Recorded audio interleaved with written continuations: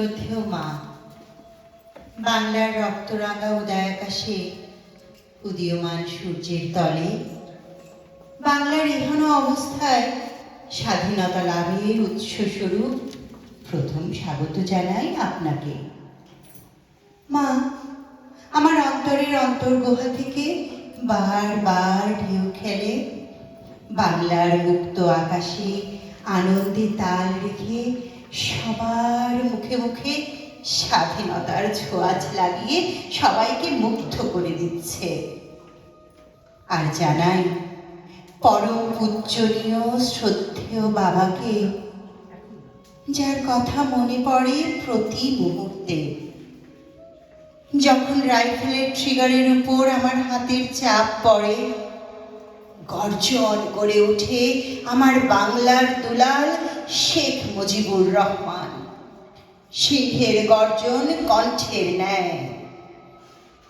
মা, বহু বাধা বিঘ্ন, বহু বুলেটের ফাঁকে বাংলা মায়ের আশীর্বাদে আজ আমরা ফেনীতে।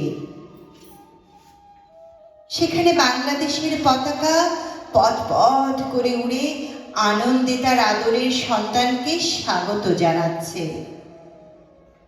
কেমন করে দিন কাটাচ্ছেন জানি না, হয়তোবা ভয়ে নিরাশায় মলিন বেশে অন্তরের অন্তঃস্থল থেকে ভেসে আসছে এক দীর্ঘ নিঃশ্বাস, যার মধ্যে নিবিষ্ট এক মহা আশীর্বাদ। শুধু আমার জন্য নয়, যত সব আপনার মতো দুঃখিনী মায়ের সন্তানেরা মাতৃভূমির ইজ্জত রক্ষার্থে, লাখো মা বোনের ইজ্জত রক্ষার্থে বুলেটের সামনে নিজেকে আত্মোৎসর্গিত করেছে। মা, চিন্তার কোনো কারণ নেই। আশা করি কয়েকদিনের মধ্যেই দেখা পাবো। মা, যখন শত্রুর ডিফেন্স পেছনে ফেলে এগিয়ে আসছি, মনে বড় সংকট ছিল।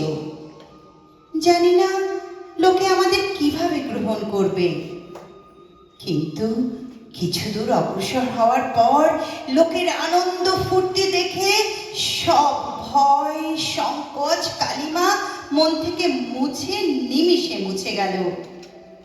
কেবল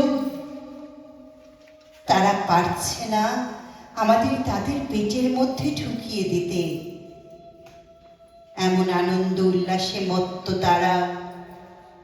আর কি লিখব?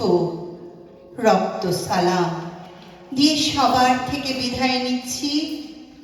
ইতি আপনার তৌফিক।